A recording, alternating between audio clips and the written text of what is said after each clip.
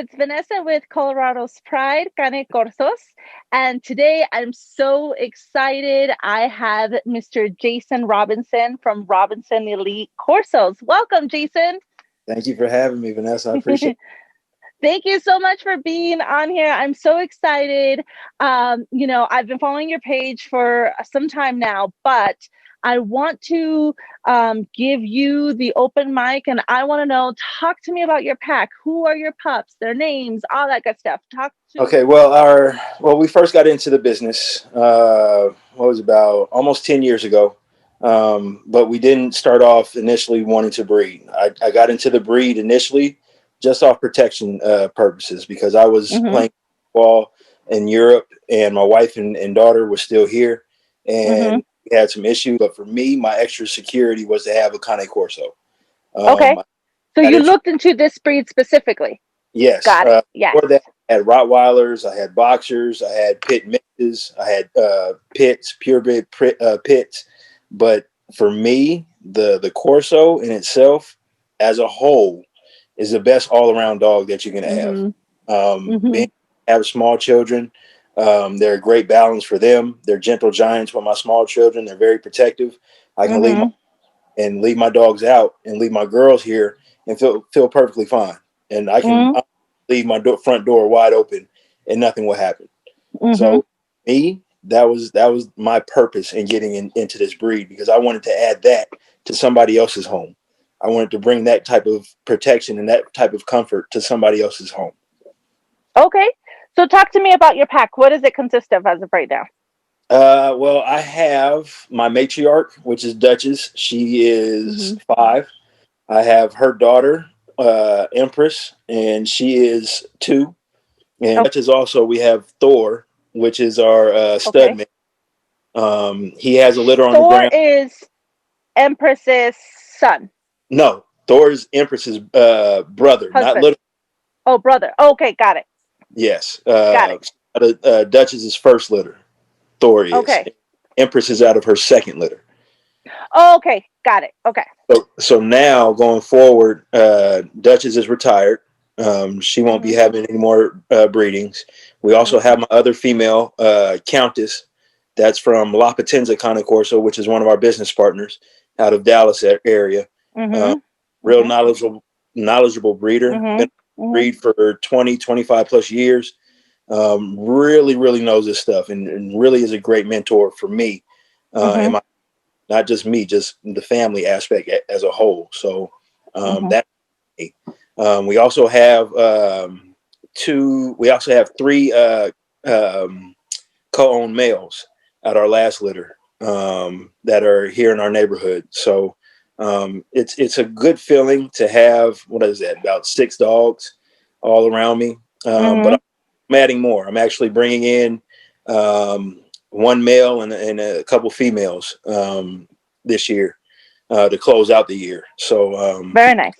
it's gonna be good going forward. I'm very excited. So, what does it mean to co-own a male or female, any gun, any dog? Well, it means that I sell the dog to the owners Yes. the dog, but Mm-hmm. if I want to use the dog for breeding purposes, or if they want to use the dog for breeding purposes, they are under contract and can't use that dog Mm-hmm. without my consent on Exactly. with whatever it is, with selection of the breed, the dog that they want to breed with, the whatever the exams, all that stuff have to run through Mm-hmm. me without any problems. Now, if they go behind me, then that's when we get into legal problems and stuff like that. Mm-hmm. But I'm very selective on who I give my dogs to and Mm-hmm. co-own with. It's not Yes. just so, and I don't think people understand that every dog is not breedable. Oh Um, yeah, absolutely. a lot of people just think, oh well, that dog looks good. No, well, that dog has to have a purpose and has to function. Mm-hmm. So Mm-hmm. what else does it bring to the table besides looks? Mm-hmm. So and then I think that's Temperament. right. Temperament, I think for me, that is one of the biggest ones. And obviously, in addition to health, hips, cherry eyes, all that stuff. But Yeah, for me, temperament first and foremost. huge. Yes. Have to Yes. have a correct balance with temperament Mm-hmm. because, like I said, I have small children, so Mm-hmm. I don't. I don't want to feel like I can't leave my dog that will go crazy at any given moment around my kids. I want to be able to feel safe and have my kids feel safe as well. So that I agree. That's big with me. Temperament is huge. Yeah. I think it's more of a science of who you put together, what two dogs you put together. Like I said before, just because they look good doesn't mean everything. So we want to combine. We want to be able to combine the true nature, the true working nature of the breed with a well balanced house dog. Right. So pretty much every dog that I put together is working breed balanced with a house dog. So we can meet in the middle and always keep the true nature of the dog, which is a worker. Thankfully, out of our first litter, all 10 survived. We had no issues. Our second litter, we had 13, and we lost one. About a week later, she had. With losing litters, I mean, we've had, in pretty much every one of our litters, we've lost at least one. And that's so heartbreaking. The very first one is always the toughest one. Like my first litter, I was super emotional over losing the puppy. Right. But I talked to my breeder about it. Like my breeder was literally in there on FaceTime with me so he was just like, man, Jason, you gotta realize that this is a part of it. This is a part of the process. And sometimes you can't fight it. What all you do is spread love with the rest of the ones that are there. Love on the mom, especially. She knows. She knows. Yes. You have to love on the mom because she knew, Gaia, when we lost one, she knew exactly. And ours, unfortunately, she was already a week old when we lost her. So we already thought we were in the clear. And I remember my husband giving her CPR because she had fluid in her nose and in her mouth. And he's like, pumping her. And I'm like, crying like, no, save her, running to the vet's office. I mean, it was definitely traumatic.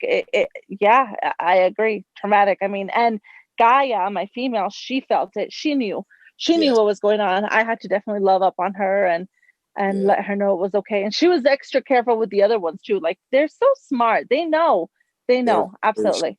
I think we learn as breeders, as owners, we learn more from the pets rather than they learn more from us. We're learning them. It's not vice versa. They're teaching us how to live with them. My main focus of obedience training is pack order. I have to establish a pack order amongst my house. Some might see it as me being dominant amongst my pack, but if you watch wolves and you watch wild animals, there's always an alpha and an omega. Always a leader. So I tend to take that into my household, not in a demonstrative, excuse me, not, but just in a dog type of sense, right? I want to be part of their pack. So, little things like putting the food down and giving them a command before they can go eat. Subtle things like that. When we're out on the walk and going over commands, unexpected. Like this morning we had cross country team come running past us, and I had all three on the walk. And what I do, I just pull them off to the side and make them sit, just to be courteous, just so the girls won't be all scared of the dogs and whatnot. But that's don't take me the wrong way, but I cannot stand small dogs, especially ones that just go crazy. You know why? Because if it was a big dog, we wouldn't put up with that. Exactly. Little dogs get away with 20 times as much as a big dog could ever get away with. So I'm with you. I don't like small dogs either for that reason, because owners are so, it's bad enough to have an irresponsible dog owner, period. But I feel like it's a trend. They tend to be, and I'm sure I'm going to get tons of heat for this, they tend to be lazier because you think it's little. So I'm just going to put it over here, They're toy breed. So, I mean, they put them in little pouches or purses and carry them around and, I don't know. It should always be some form of training in that animal, in that dog, Yeah, especially. yeah, yeah. No matter the size, even if it's two No matter. pounds or 200 pounds, absolutely. Right. Hmm. So, how many litters have you guys had total? We've had here at the house. We've had 3 at the house. Hmm. Uh, our first litter was almost 3 years ago. Okay. Uh, yeah, it was almost 3 years ago. We've studied out Thor to a few females. Hmm. Had successful litters, doing Nice. um, very well, and he's going to have 2 litters before the new year. Uh, Awesome. Congratulations, Thor. yeah, we have Thor who's bringing in litters. We got Empress who's pregnant, and Countess is also pregnant. My other Wow. yeah, so we're gonna have a busy next month. Holiday season. Yeah, but I look forward. Those first Hmm. 2 puppies are born are like heaven for me because Yeah. I don't leave the nursery. I might leave to go eat, shower, do Hmm. all the stuff, but I'm right back in there. Like Yeah. I cannot be out of there for more than 30 minutes. I get And most people don't realize that for the first 2 weeks, you live, eat, and breathe with those oh puppies. For the yes, first 2 weeks, especially even like around the clock. In my yeah. family, I'm lucky enough that my oldest son is 17 and he loves staying up anyway. So I would do the last feeding at 8 o'clock and then I would go to sleep and he would do because the first week it's every 2 hours. So he would do the 10, 12, and 2 o'clock feedings. And Mm-hmm. then I would take over at 4 a.m. through the rest of the day. I mean, it's a full-time job. So you got help. I don't have. Yes. She helps me with delivery as much as she can stand, but then I have my girls. My oldest, she'll get in there every now and then, but she doesn't. Hmm.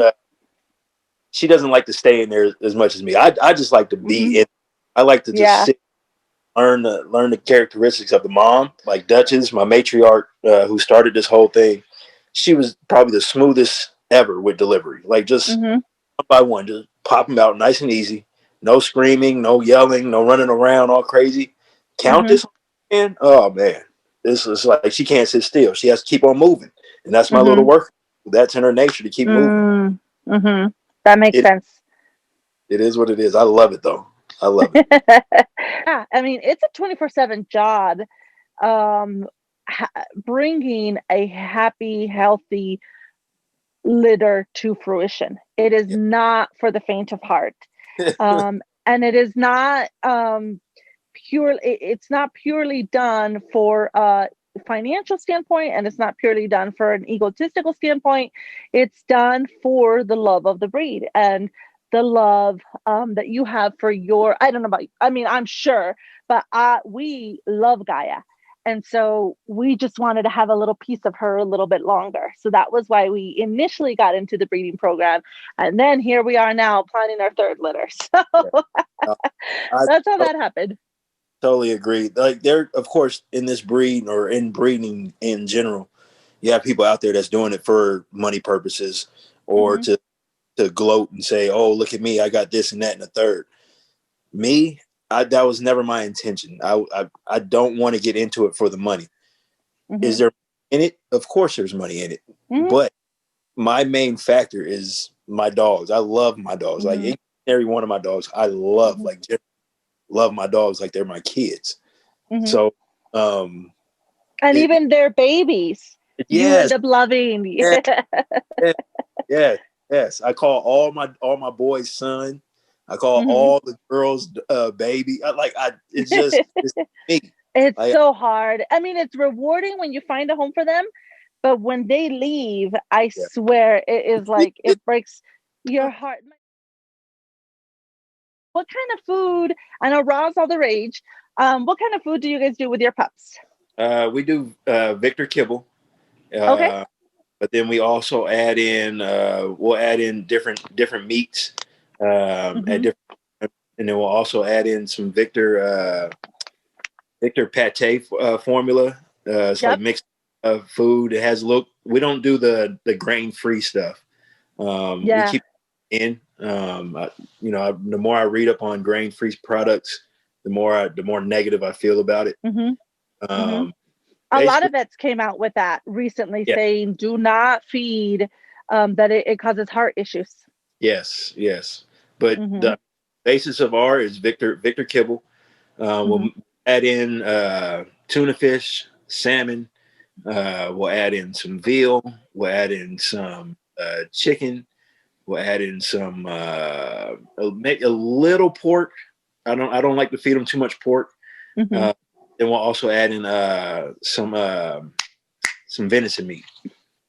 Do you add the meat that you add in, do you cook it or is it raw? No, it's raw. I never cook the meat. Most of the time Okay. when I give them meat, I'll give them bones depending on which meat product it is. I'll give them the bones. So I like to keep it raw so they can still digest it. And Yeah, not yeah, yeah.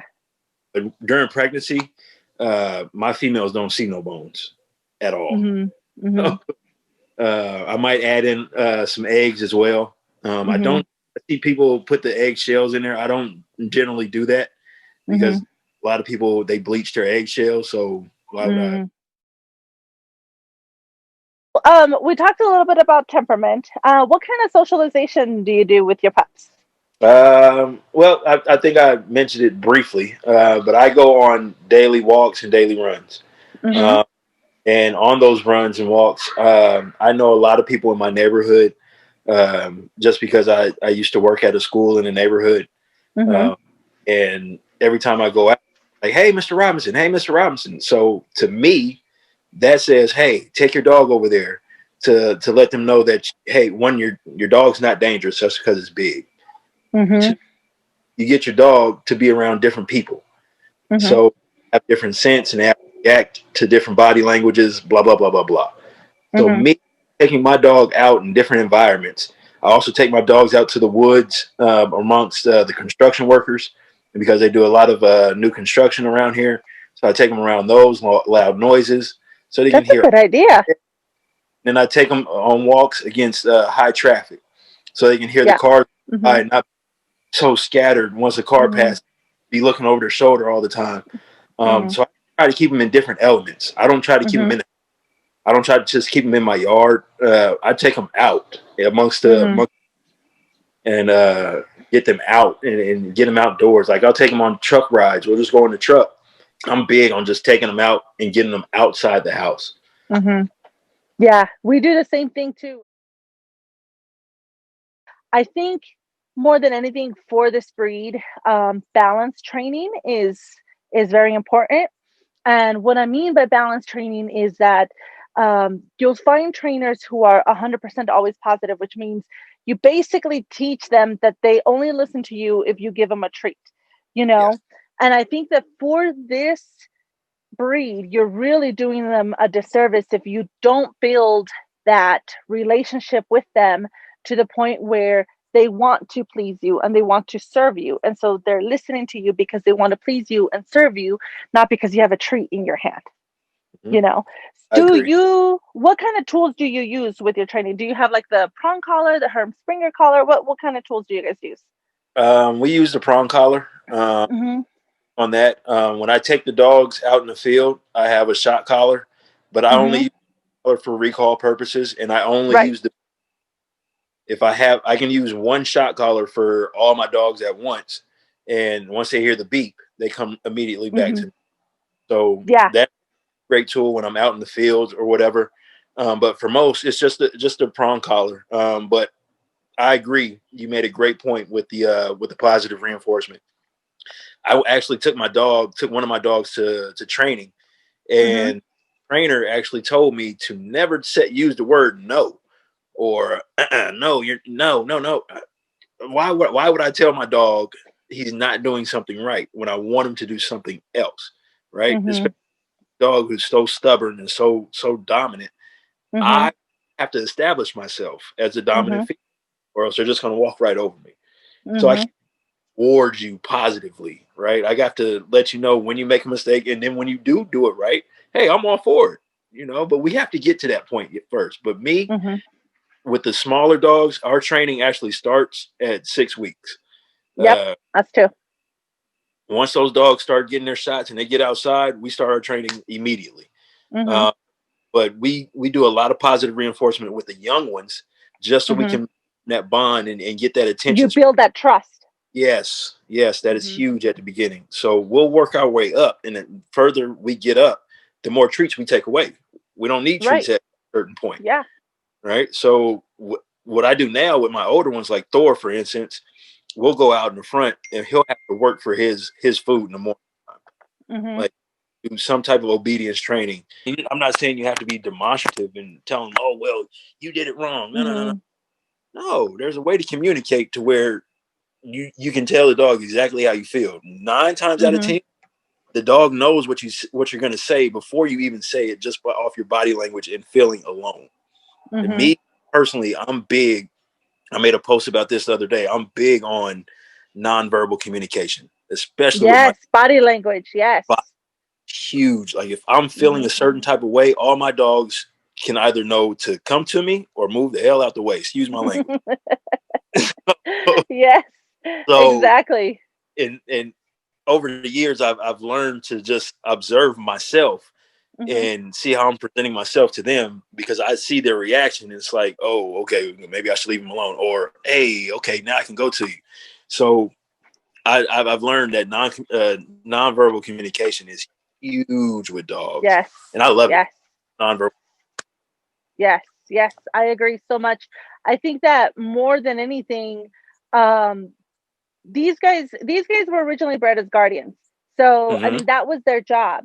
And when they were bred as guardians, they were, back in the Roman eras, they had an emperor or um, such who was their leader. Uh-huh. So and would take them to battle with them. So Mm-hmm. with that said, um, these are not the kind of dogs that are your roommates or your best friends. I mean, yes, they are your best friends, but Yes. it's built through that trust and that bond, and it's done through balanced training, not through 100% only positive reinforcement. You know, have you had any health issues with your three or any of your some of the stuff that people deal with, cherry eye or any of that? I'm a knock on wood, but no. Yes, yes. Uh, We I've not. thankfully haven't had anything other than allergies, which everybody in Colorado suffers from allergies. Right. We'll have an allergy here or there, but for the most part, I haven't had one cherry eye. I haven't had Awesome. the undershot jaw lines. Yep. I haven't had the hip displacement, the elbows. I haven't Hmm. had any issues, and I try. Good. I'm trying my best to keep it that way. That's why Yeah. I'm not trying to mix in several different lines into my program. I want to keep my Hmm. line tight as possible and consistent as possible.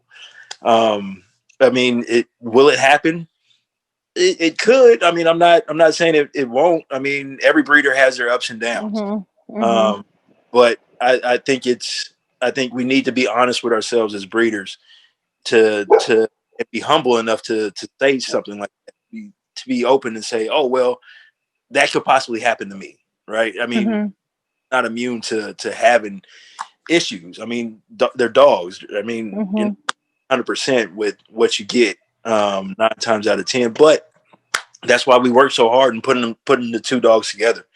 Hmm. Um, that's just the science of it. You study Yeah. the at least for me, I love to study the bloodlines before I even put the dogs together. I'll do the Hmm. research on 4, 5, 6, 7 pedigrees behind what I just Right. see, and then I'll figure out, I'll piece together who I want to piece out that bloodline, not just the two dogs that I'm putting together. I'll look more at the bloodline who I want to put together and keep Hmm. around in my history. That's awesome. Cool. So, what are your plans moving forward? Where do you guys see yourselves in 2 to 3 years or Well, 5 years? in 2021, we're going to add obedience training to our program. Very Uh, nice.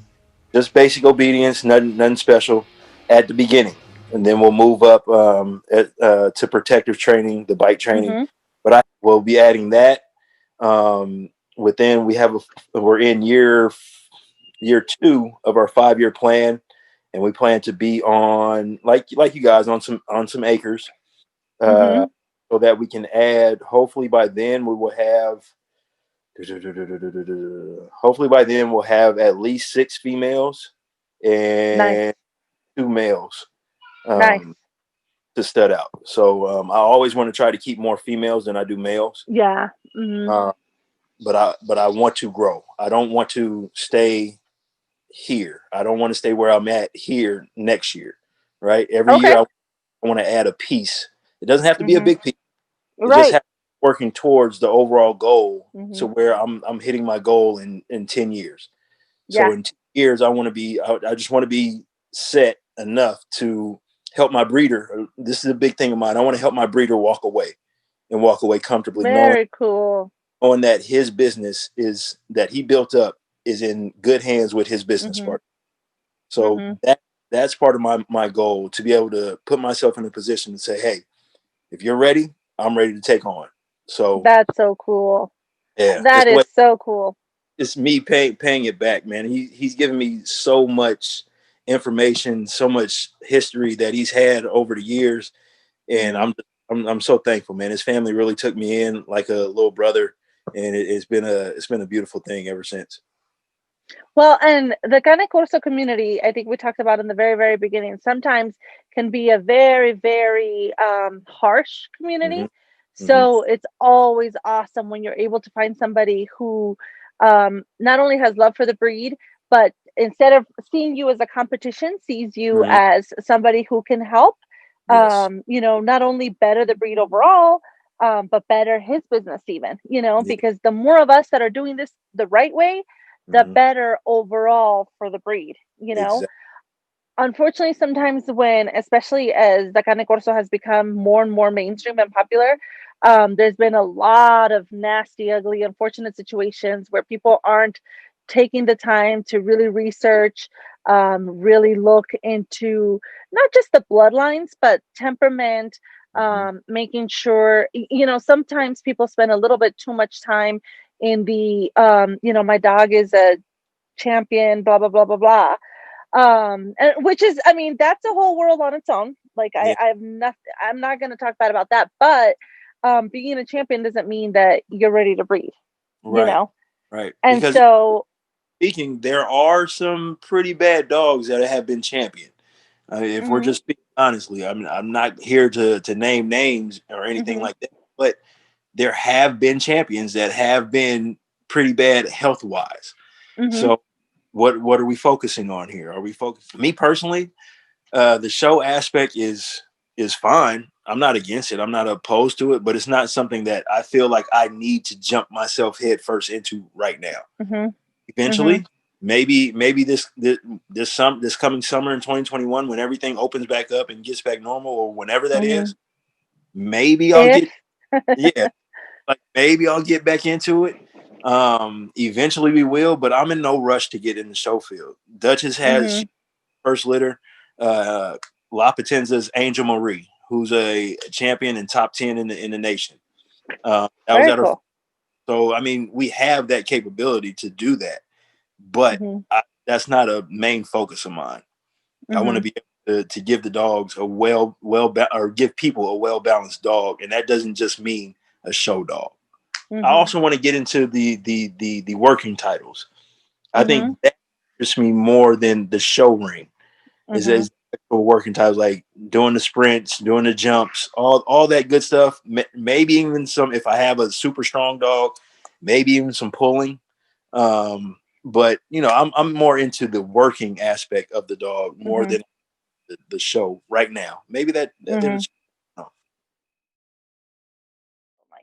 how do you feel about ear cropping I and love tail it. docking? I love it. All our dogs except for Duchess have their ears cropped and tail dot. I think the ears crop gives them more features to show their head type.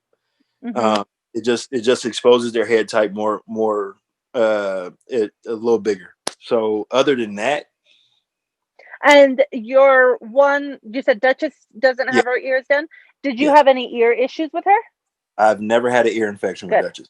good. Never. We Do you let your kids handle the dogs too and help Yes, with the training and all that? I yes. forgot to ask you that earlier. I am actually big on that. Good. Like I said earlier, pack order. I want my dogs to know that not only I am ahead of them in pack order, but my kids and my All the wife are. humans in the house. All the humans in the house, they are at the top of the food chain. So, Exactly. um, yes, I have my daughter walk my dogs by herself, one by one. Good. Not all, I'll have her walk them up and down the street, around the block, whatever. I'll have them do some sit, stay, and lay Mm-hmm. commands, just basic obedience, but go over that all the time. So yes, they are there. Good. Good. Yes. That's exactly. Okay, so here's my surprise question. What is the number one thing that you love most about your cane corsos? If you Mm. could boil it down to one thing, which I know it's hard, but if you could just boil it down to one thing. Oh man. Jeez, that's a hard one. I think their loyalty, their loyalty Mm, is is huge with me. No matter no matter the day that I'm having, if I'm having a bad day, if I'm having a good day, their loyalty never changes, right? mhm, And mhm. I love how loyal they are to us. Um, just by forming that bond from early on, you see how loyal they're going to be. As soon as I open the door to the welcome box and they smell me, all the heads pop up, and uh, that's something I love to do, man. I'll pop my head in there and just look just one time, and pop. Yes, yes, they all Okay, look at you. Yes. that Yes. loyalty breed is like no other, man. I've always been fascinated with this breed and how smart Mhm. they. I know that's two things, but That's okay. that is amazing. My first dog, my first Cane Corso I ever had, his name is Prince. Um, Whenever I would leave to go to work overseas and pack my bags, I would Mhm. bring my bags out, my suitcases out, and he would automatically know that I'm leaving. So he would sit by the front door on the couch. Oh. He would sit and watch the front, and he wouldn't leave that area because he knew as soon as I left, he had to protect the house. Those two things, loyalty Mm. and their smarts, are great. I Yes. can go on about the dogs. What those two, Me too. I want to shout out my breeder, my mentor, Lamont Morgan of La Potenza Cane Corso in Dallas. My business partner, James Curvin of KP Cane Corso, and the old man who's been around the breed since forever, since they originally came to the states. Tony of Mhm. Scandifio Corso, Mhm. whose bloodline runs throughout my program and will Mhm. constantly run throughout my program. Um, Mhm. I just want to give a salute to those guys, and I wouldn't be nothing without those guys helping me out and get to where I am now. That's so awesome. Beautiful. Love it. Love it. Love it. Love it. Okay. Well, thank you again so much. No problem. I really, really enjoyed talking to you. It was so awesome to learn about your program, everything that you guys, are working towards. I appreciate it. Thank you so much, Vanessa. I'm always down to talk about dogs. As you can Mhm. see, I'm so appreciative of people like you that have a passion for the breed as I do. So thank you so much. Thank